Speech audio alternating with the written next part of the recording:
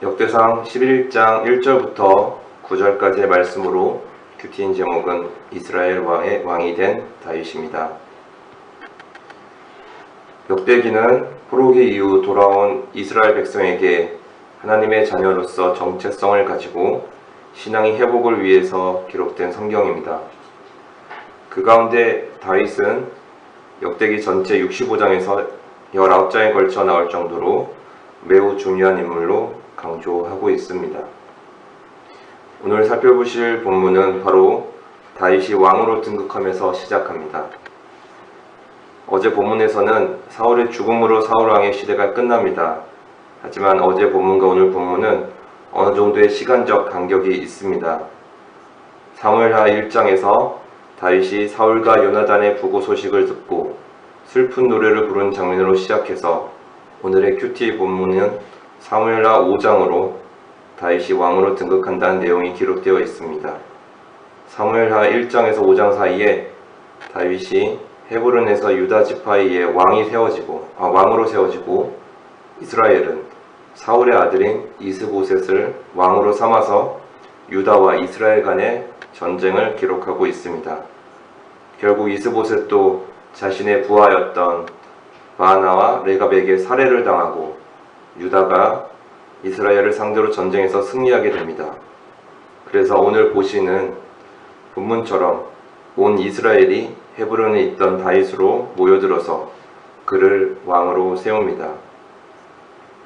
오늘 본문 1절에서는 온 이스라엘이 헤브론을 모여 다윗을 보고 이르되 우리는 왕에 가까운 혈족이니라 라고 말합니다. 마찬가지로 사무엘하 5장 1절에서는 우리는 왕의 한 고륙이니다 라고 표현합니다.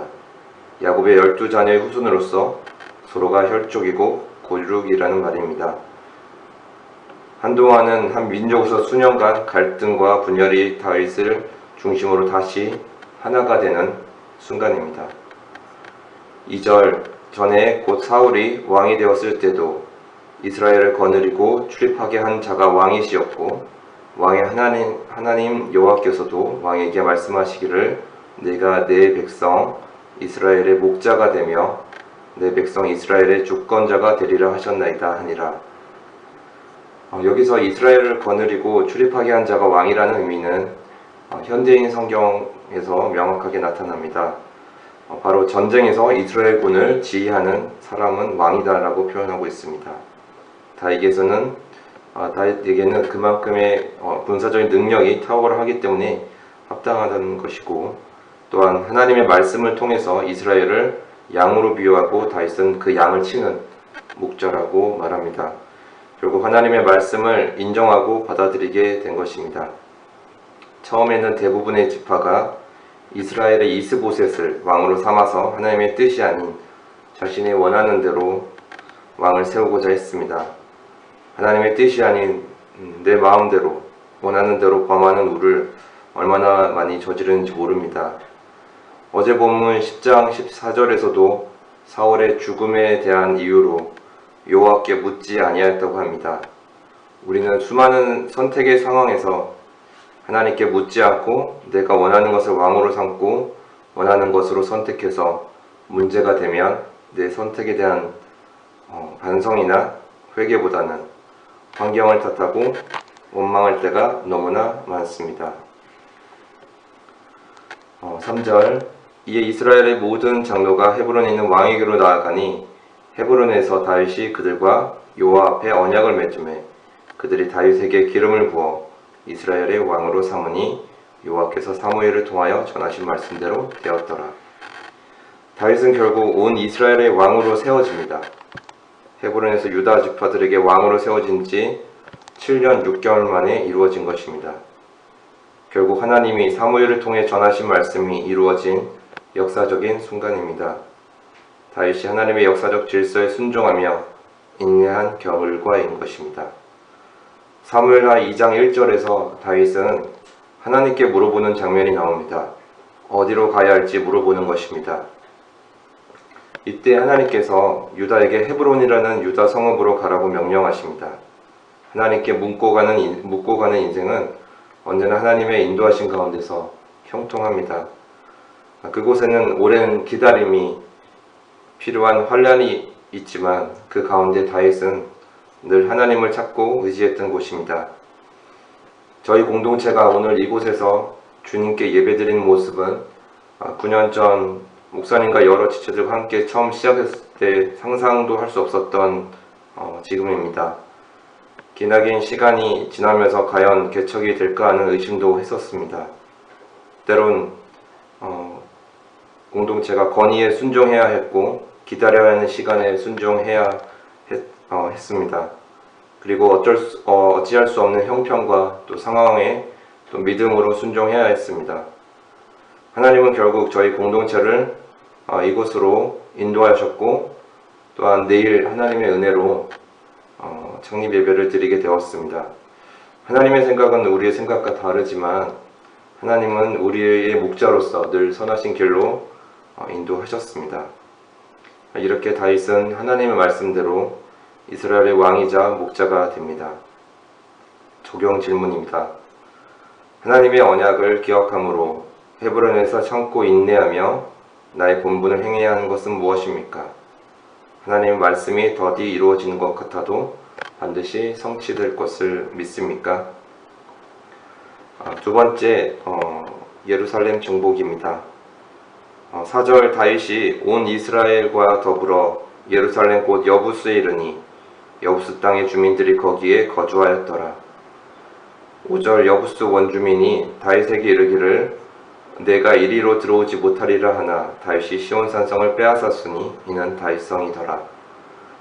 여부스는 가나안 족속으로 우상 숭배와 하나님 앞에 가증한 일들을 행하던 자들입니다. 그래서 출애굽 후 가나안 정복 당시 하나님 명령으로 모든 가나안 족속을 약속의 땅에서 몰아내고 오직 거룩한 하나님의 나라를 만들고자 했으나 사사기 1장 21절 말씀처럼 베냐민 자손은 예루살렘에 거주하는 여부스 족속을 쫓아내지 못하였으므로 여부스 족속이 베냐민 자손과 함께 오늘까지 예루살렘에 거주하니라고 말하고 있습니다. 그리고 예루살렘은 유대 지파와 베냐민 지파의 경계선에 위치한 성읍입니다. 그래서 다윗은 진정한 통합을 위해서 자신의 본거지인 헤브론이 아닌 예루살렘을 선택한 것입니다. 하지만 여부스는 다윗에게 쉽게 들어오지 못할 것이라고 말합니다. 오히려 조롱과 수치를 주며 다윗을 심리적으로 공격합니다. 하지만 다윗에게 예루살렘은 이스라엘의 통합과 발전을 위해서 반드시 필요한 전략적인 위치였습니다. 예루살렘의 오랜 이름은 샬렘입니다. 샬렘의 진정한 의미는 히브리서 7장 2절 말씀처럼 평강의 의미가 있습니다. 오랜 내전을 겪은 이스라엘은 하나님의 선택으로 세워진 다윗을 통해서 진정한 평강과 화합을 이루는 계기가 되었고 그것의 상징적인 의미로 예루살렘을 선택하게 되었습니다.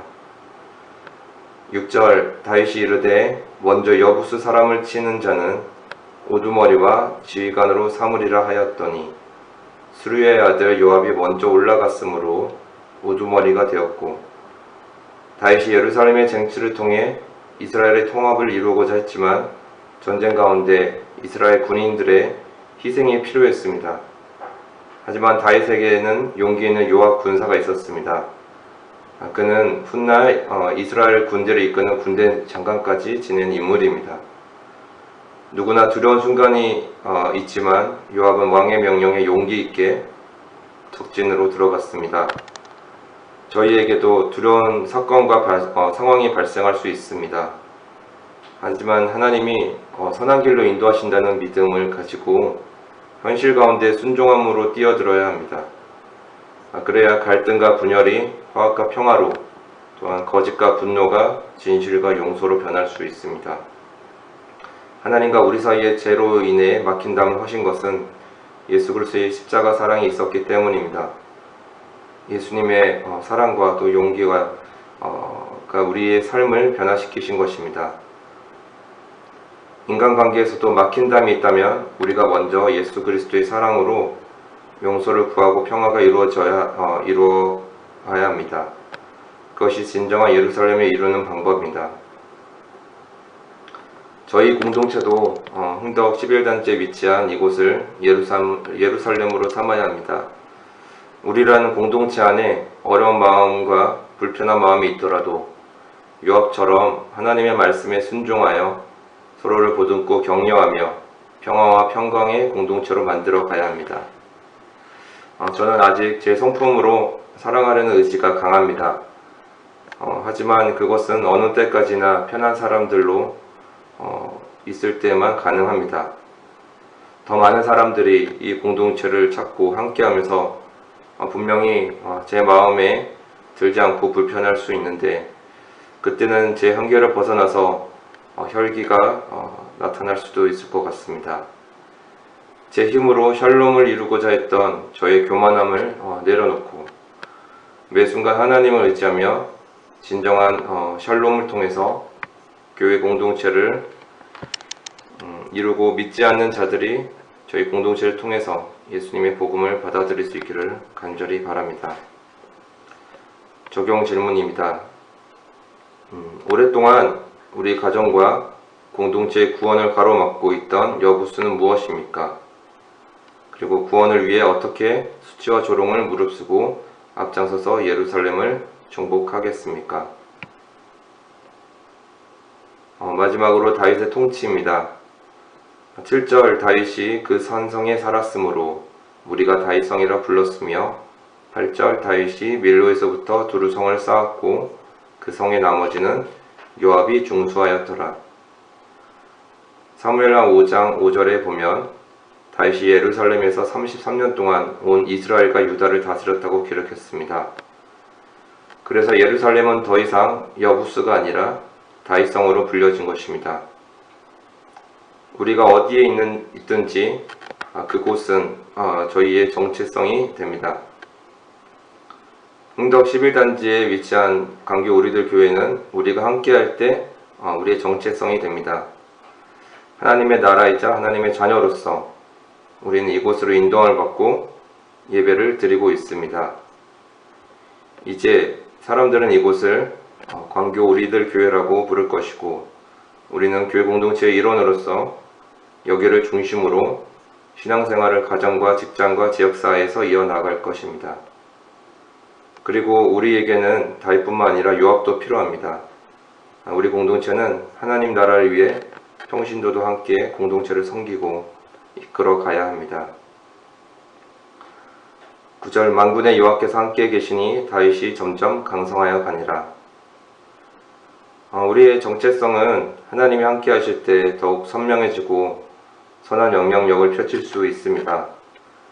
큐티를 통해 매일 각자가 삶을 점검하고 하나님의 거룩하심으로 나아가고자 할 때 우리라는 공동체 안에서 매일 조금씩이라도 실천하고 순종해 나갈 때 광교 우리들 교회 공동체는 변화되고 열방과 지역을 더 많이 복음으로 섬길 수 있습니다. 우리 공동체가 하나님의 말씀으로 점점 사랑의 공동체로서 견고해지길 간절히 바랍니다.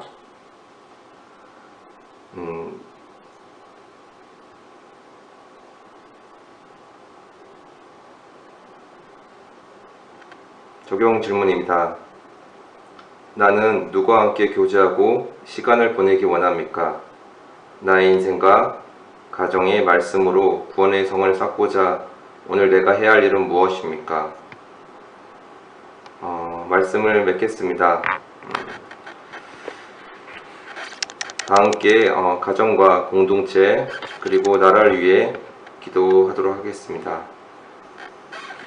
함께 주님의 이름 3번 부르시고 함께 기도하겠습니다. 주님 감사합니다. 저희 공동체를 이곳에 인도하시고 오랜 시간 동안 인내하고 기다림으로 주님 함께하여 주셔서 주님께서 이곳에 저희를 세워주시고 주님께 예배드릴 수 있도록 인도해 주셔서 감사합니다. 하나님 아버지, 저희가 정말 마음 가운데 주님 의심하고 어려운 가운데 환난도 있었지만 하나님 아버지 끝까지 붙잡아 주셔서 주님께서 선하게 인도해 주셨음을 믿습니다. 하나님 아버지, 저희가 이것에 세워지는 것으로 끝나는 것이 아니라 온전히 주님과 함께함으로 이것이 주님께서 보시기에 선한 공동체가 되길 간절히 원합니다. 하나님 아버지, 더욱더 많은 사람들에게 주님의 복음을 전하여서 이것이 더욱더 하나님의 아버지 주님의 백성을 섬기고 그것을 훈련하여 아버지 열방을 섬기는 공동체가 될 수 있도록 인도하여 주시옵소서. 하나님 아버지, 내일 창립 예배를 앞두고 있습니다. 하나님 아버지, 많은 어려움이 있지만 주님 지켜보아 주시고 주님 온전히 치러질 수 있도록 인도하여 주셔서 하나님 아버지 무사히 안전하게 마칠 수 있도록 함께하여 주시옵소서. 하나님 아버지, 주님께서 저희 공동체를 통해 주님 함께하고자 하는 그 주님의 계획하심이 하나씩 이루어지기를 간절히 원합니다. 말씀으로 새로워지고 또 말씀을 누리며 아버지 섬기는 공동체 되게 하시고 또 개인과 가정을 세우는 공동체 될 수 있도록 인도하여 주시옵소서. 우리의 죄를 보고 연약함을 통해서 하나님 아버지 자신을 점검하고 확인함으로써 하나님 아버지, 우리가 더욱더 각자의 삶이 주님 앞에 거룩함으로 나아갈 수 있도록 또 우리라는 공동체 안에서 서로를 권면하고 격려함으로써 나아갈 수 있도록 인도하여 주시옵소서.